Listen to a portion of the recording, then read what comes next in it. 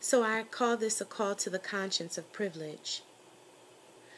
When you see this, what have you been trained to see? A thug, a gangster, that nigger, with black skin and locks that look to smell of patchouli and weed? Does his presence make you pause in fear, contemplate the imminent threat of danger? Instead of seeing the softness and beauty in his eyes, have you yourself been conditioned to see nothing less than anger? No, not his anger, but imagine the social anger at his very presence on this earth. Can you imagine what it must feel like for a black mother to fear for her black son as soon as she gives birth, seeking to train him and teach him lessons about what could be a black man's fate, teaching him to understand his skin to be the symbol of aggression that so readily stimulates another man's hate, teaching him to be passive to the violation of his rights so that his life won't be predicated on another man's right to take it? Can you imagine that while society teaches you that a man like your dad should be strong, black mothers must socialize our black sons to bow down to racism and oppression just to get along? Why should I have to raise my son to believe that resisting racist oppression is always wrong? Is it because I know that our sad history proves that it only takes one wrong word or one wrong move and my son could be gone? Now, I'm not trying to get up here and promote white guilt. I just wonder if any of you have ever stopped to really feel how it must have really felt for all the black mothers of innocent black sons to see their sons' murders justified by the presumption of fear.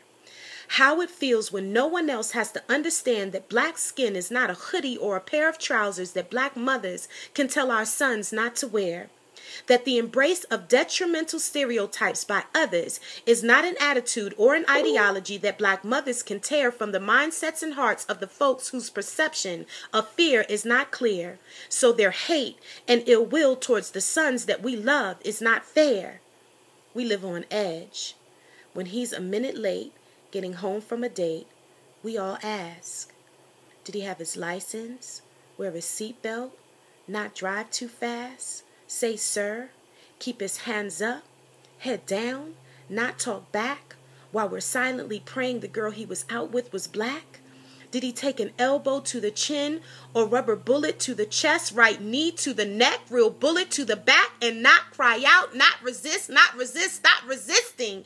If you feel me, let me ask you this. Will you ever allow yourself to get close enough to the stereotypical cage-marked danger that black boys have been placed in, to even sit down and have a heartfelt conversation with those you don't know face to face and be open to realizing that the crime scene photos that you see on the evening news don't replace him, or your inclusion in Black Lives Matter can't erase him, or the steady history of brutality that black boys have endured for generations? Do you realize that you, not me, are the key that unlocks racism's negation, and that I have to depend on you to change so that I can ensure that my son stays safe in this still racist nation?